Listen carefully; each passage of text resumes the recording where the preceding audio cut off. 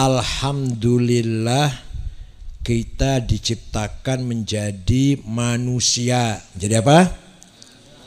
Manusia makhluk yang paling utama, lebih utama daripada batu kayu, alam, lebih utama daripada makhluk jin setan, lebih utama daripada binatang, lebih utama daripada malaikat. Walaupun kita hidungnya pesek, kulitnya hitam, giginya kuning, yang kuning giginya malah, yang mancung malah. Tapi kita ini makhluk yang paling lebih mulia daripada malah. Betul, serius, bukan guyon, bukan. Kenapa kita mulia? Karena kita menerima amanah dari Allah. Selain manusia tidak ada yang berani menerima amanah. Manusia menerima. Inna aradnal amanata 'alas samawati wal ardi wal jibal fa abaina ay yahmilnaha washfaqna minha wa hamalahal insan innahu kana zaluman jahula. Allah menawarkan amanah kepada langit, bumi, gunung, dan makhluk yang lain. Semuanya menolak karena takut khawatir kalau tidak mampu menjalankan amanah Allah dengan baik. Wa hamalahal insan, kita manusia menerima. Padahal manusia ini punya potensi ya, punya kecenderungan. Innahu kana zaluman, punya kecenderungan sangat zalim dan jahulan, sangat bodoh.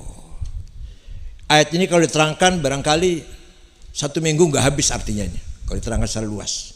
Ringkasnya, mahiyal amanah allati ardahallah ala sama wal ard wal jibal walam takbalha wa qabilal insan. Apa itu amanah yang ditolak oleh Allah, yang ditolak oleh gunung, apa langit, bumi, gunung, tolak diterima oleh manusia? Amanah ada 2. Ada berapa? Ada berapa? Nanti jangan lupa. 1, amanah ilahiyah, samawiyah, ta'limiyah, muqaddasah. 1 amanah dari Allah langsung, bersifat suci, bersifat doktrin. Artinya tidak bisa ditambah dikurangin oleh manusia siapapun. Hatta Rasulullah nggak bisa nambahin, nggak bisa ngurangin, kata Nabi. Yaitu agama. Apa? Jadi agama itu merupakan amanah ilahiyah, samawiyah, muqaddasah, ta'limiyah, doktrin. Agama isinya 2. Berapa? 1 akidah, 2 syariah. 1 akidah, teologi, keyakinan, sikap batin kita, sikap ruhani kita meyakini rukun iman yang 6 itu tidak bisa ditambah, nggak bisa dikurangin. Siapapun nggak bisa nambahin, nggak bisa ngurangin. Dalam rangka memperkuat, menjabarkan, memperluas arti akidah, lahirlah beberapa madhab: Syiah, Khawarij, Jabariyah, Murji'ah, Jahamiyah, dan Ahlis Sunnah wal Jamaah. Kita memilih yang Ahlis Sunnah. Dalam rangka menjabarkan syariah, lahir madhab 10. Abu Sufyan Tsauri, Daud Dhahiri, Imam Zufar, siapa lagi? Imam At-Tabari, dan yang masih sekarang Imam Hanafi, Maliki, Syafi'i, Hambali. Kita milih Syafi'i. Paham bukan? Paham tidak? Jadi kita ini dalam diri kita ada menerima amanah ilahiyah. Apa namanya? Akidah dan syariah, yaitu namanya agama.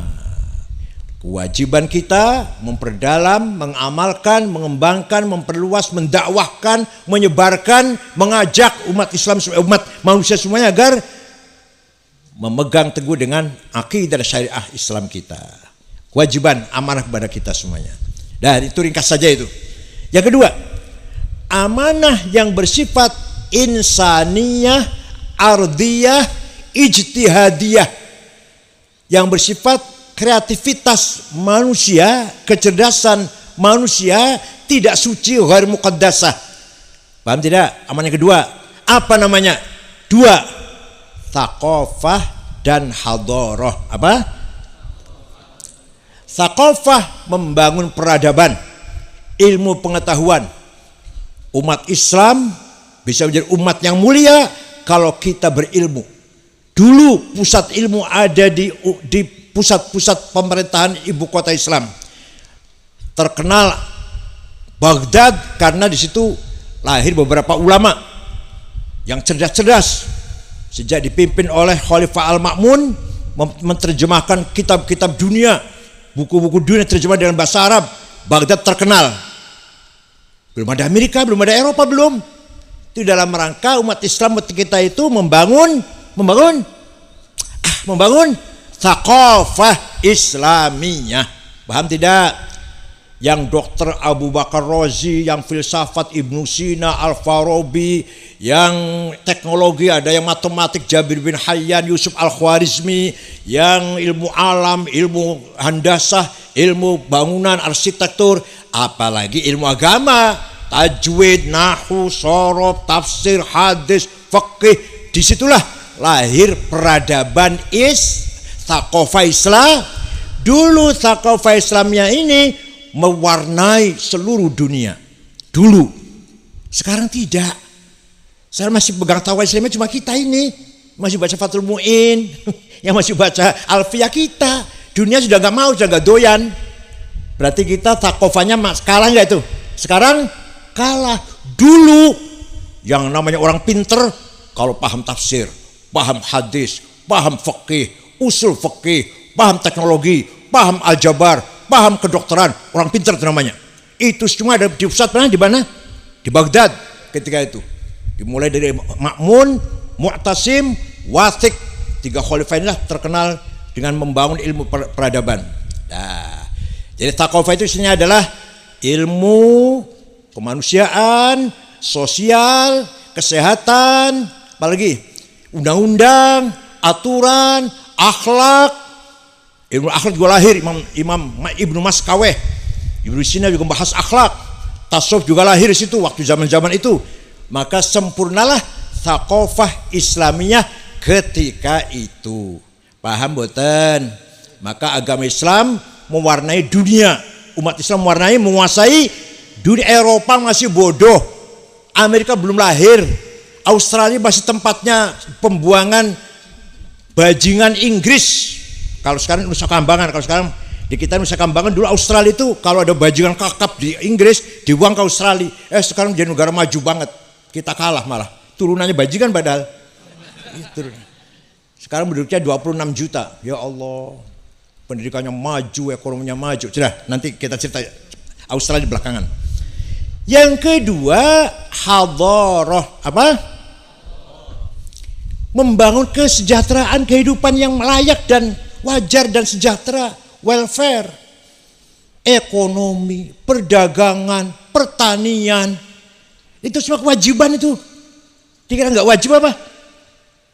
Wajib kita umat Islam menguasai tambang, menguasai hutan, menguasai peternakan, menguasai nelayan perikanan, menguasai pabrik-pabrik. Paham betul? Nggak paham ini. Kita wajib menguasai hadarah. Apa hadarah itu? Kemajuan di bidang materi, welfare, kesejahteraan.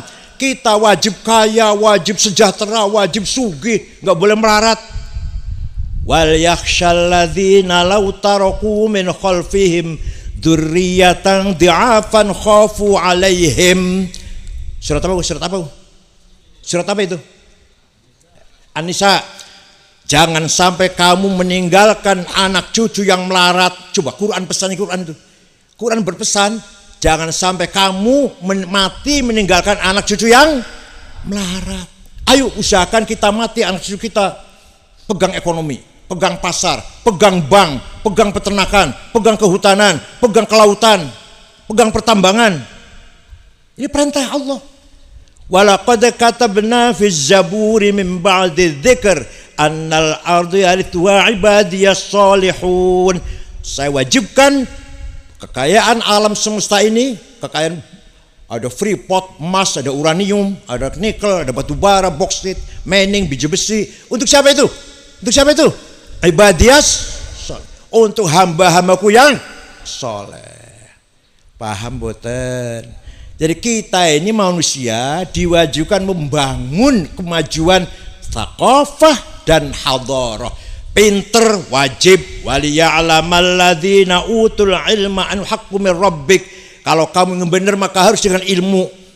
Kalau kamu ingin benar maka harus pinter. Kamu harus pinter baru nanti benar nanti. Waliya'lamal ladzina utul ilma an haqqu min rabbik fayu'minu bih fatukhbita lahu qulubuhum. Kamu harus pinter supaya benar, supaya beriman benar, beribadah benar, bangun kehidupan benar. Itu bangun thaqafah namanya. Teratur, tertib, disiplin, bersih. Ya Allah. Saya baru datang dari Jepang bulan lalu. Ya Allah, Jepang sampah satu puntung rokok di jalan nggak ada. Sampah satu aja selembar di jalan nggak ada. Bersih. Orang Jepang nggak punya agama itu. Yang agamanya nggak bener lah, agamanya Shinto. Ente yang agama Islam kotornya luar biasa, masya Allah.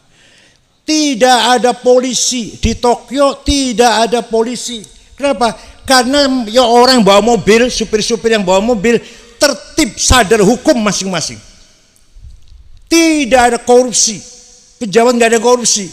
Bukan takut neraka, bukan takut Allah, nggak punya Allah orang Jepang. Malu. Kalau saya korupsi, ketangkep, nanti anak malu, istri malu, mantu malu, famili, keluarga semuanya, tetangga, ya Allah, hanya malu karena malu. Al haya minal iman. Kita punya malu nggak itu? Kita punya malu nggak? Agama benar, syariah benar, korupsi ongko-ongko. Akidah benar, beriman pada Allah, pada Nabi Muhammad, ya hari kiamat. Syariah benar, ngakui rukun Islam yang 5 lah, umroh haji barang, umroh haji berkali-kali, tapi korupsi. Berarti apa? Akhlaknya, thaqafahnya tidak terbangun. Dan orang Jepang namanya mutaqqaf, bukan mutadayin, bukan. Kalau kita mutadayin beragama, kalau orang Jepang namanya mutaqqaf, teratur, tertib, sadar hukum. Waktu sepak bola Jepang main di Qatar, di Doha, ribuan anak Jepang nonton, selesai bekasnya anak Jepang nonton bersih, nggak ada plastik, nggak ada biji kulit kacang, nggak ada bersih. Kenapa? Di ringkas sendiri-sendiri, dibuang ke tong sampah masing-masing. Nggak ada yang meninggalkan sampah di tempat duduk. Bekas anak Jepang itu. Kita kapan kira-kira itu? Kita kapan kesadaran kayak itu? Kapan kira-kira? Jawab. Kita kapan sadar seperti itu? Kapan tuh? Pesantren bersih, yang rokok boleh ngerokok tapi ada tempatnya, nggak ada puntung rokok di mana-mana. Boleh ngerokok di Jepang, boleh ngerokok di Jepang, boleh ngerokok, nggak dilarang, tapi ada tempatnya, nggak sembarang tempat ngerokok. Buang sampah di tong sampah, nggak ada polisi, supir tertib dewe-dewe, nggak ada orang korupsi. Itu di Jepang itu. Begitu pula di Australia, begitu pula. Nah, yang kedua, welfare hadarah. Kita kaya sejahtera, ya Allah. Kalau kita melihat di orang-orang kaya itu rumahnya bagus, bersih, kayak apa itu dimiliki oleh para kiai-kiai, ustadz-ustadz. Kira-kira ustadz itu confident, percaya diri karena kaya. Salaman dengan bupati dengak, salaman dengan dandem dengak, salaman dengan kapolres dengak, karena tidak pernah bikin proposal. Kalau bikin proposal jadinya dingkluk jadinya. Paham nggak? Itu kewajiban. Masya Allah, ya Allah. Dikira nggak kewajiban? Jadi kita bisanya mulia, makhluk yang paling mulia kalau kita berakidah, bersyariah, berpendidikan dan kaya sejahtera. Paham boten? baru kita namanya khalifatullah, baru itu. Baru kita namanya walladzi ja'alakumul khalaifal ardi. Terus gimana? Wa rafa'a ba'dukum fawqa ba'din darajat liyabluwakum fima atakum. Allah menjadikan kamu sekalian sebagai mandatarisnya, wakilnya Allah di muka bumi. Masing-masing punya status posisinya, masing-masing pusat, penengah, bawah. Ba'dukum fawqa ba'din darajat liyabluwakum ayyukum ahsanu amala.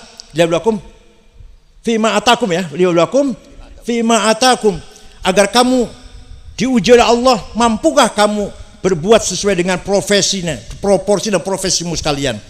Oleh karena itu kita harus sadar bahwa kita ini membawa amanah yang luar biasa. Kita bodoh berarti kita masih belum membangun thaqafah. Namanya kita masih belum menerima amanah dengan atau menjalankan amanah dengan benar. Kita melarat, itu berarti kita belum menjalankan amanah dengan benar. Maka kita harus pintar, kaya, beribadah, bertakwa dan berakhlak. Kalau sudah seperti ini namanya mutamaddin. Apa? Masyarakatnya namanya Madinah, civilized. Masyarakat yang beriman, beribadah, bertakwa, pintar, kaya.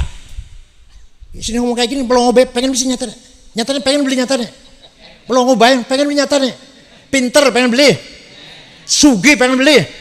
Ya Allah, menang baik. Menjadi masyarakat apa? Mutamaddin.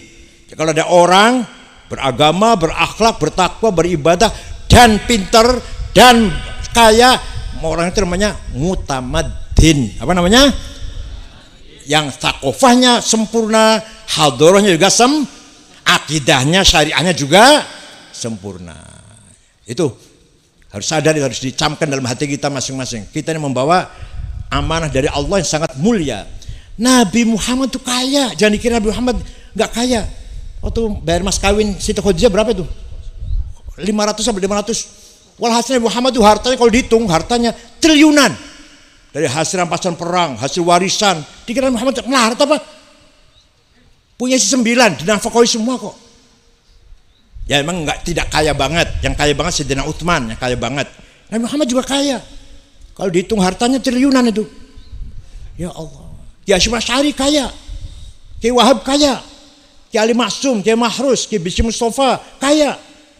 Walhasil kiai harus kaya. Di samping jelas sudah kiai, jelas sudah mutakaf jelas. Tapi juga harus kaya. Paham mboten? Pengen mboten? Menang bae sih ya. Pengen mboten? Sampai pengen aku. Kayak beli anu, kayak beli apa? Allah ngomong apa sih kayak gitu ya? Enggak. Dicamkan ya. Jadi kita ini pinter, wajib, kaya juga. Satu lagi, menang dalam berpolitik itu juga wajib.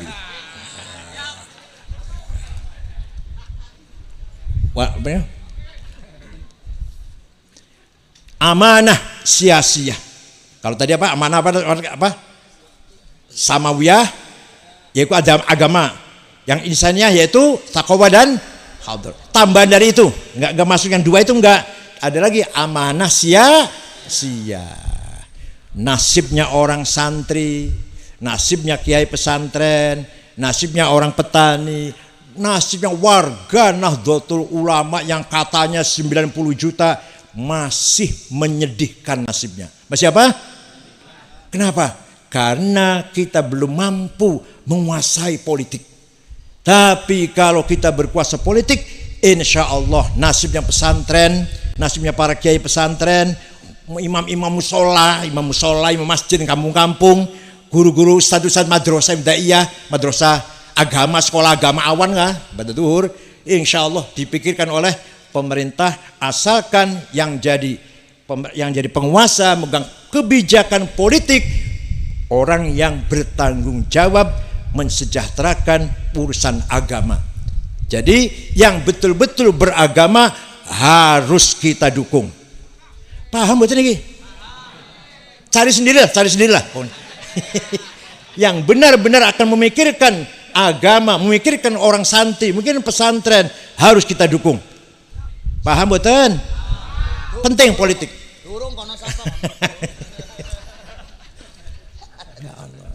Coba waktu undang-undang pesantren, hari santri dulu. Hari santri, alhamdulillah waktu itu saya berperan ya, waktu itu Pak Jokowi kampanye pertama, periode pertama, kalau saya menang akan ada hari santri.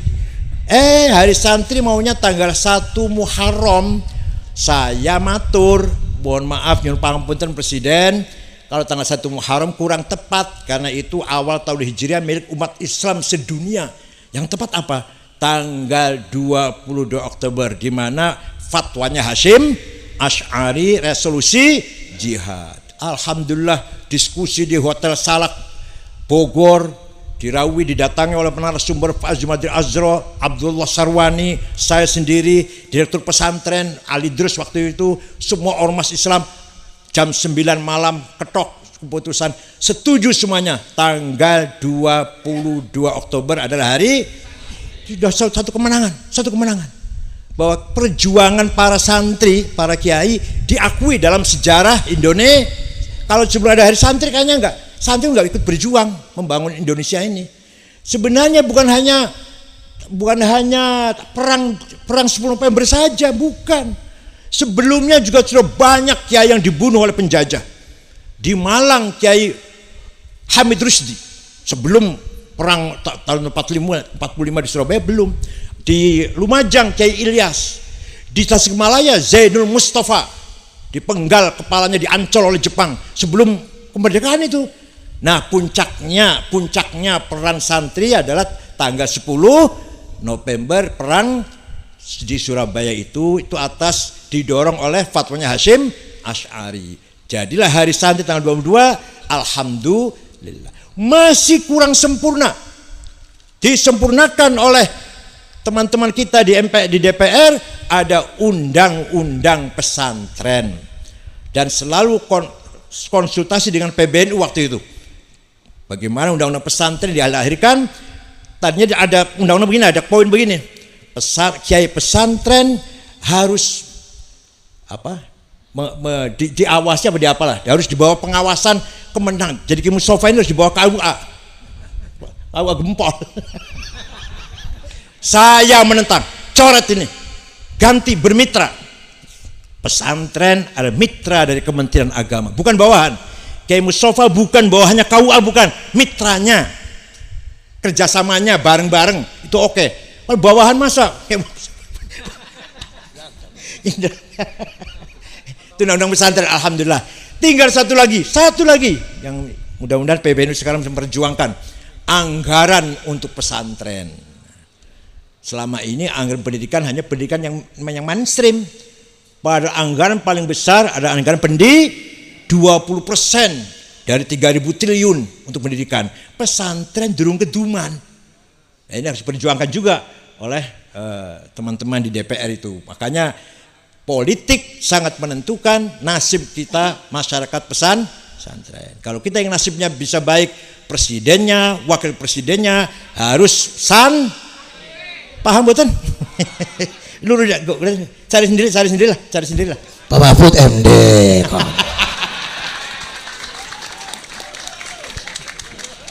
Pokoknya yang santri lah.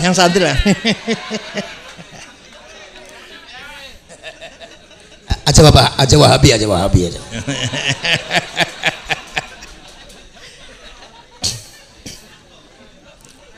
Walhasil kita dengarkan perdebatannya. Kalau memang ada poin akan mengangkat memikirkan nasibnya pesantren, ya itulah insya Allah yang bisa kita harapkan. Mudah-mudahan ada manfaatnya apa yang saya sampaikan ini. Memang peran politik itu penting walaupun tidak termasuk amanah. Tadi tuh tidak amanah yang sama ataupun insan yang enggak, tapi penting tidak? Penting untuk memperjuangkan agama dan taqwa dan hadharah. Politik itu penting karena untuk wasilah agar kita berakidah kuat, bersyariah kuat, bertakofah maju, berhadharah juga maju. Dengan politik kemenangan politik. Paham betul?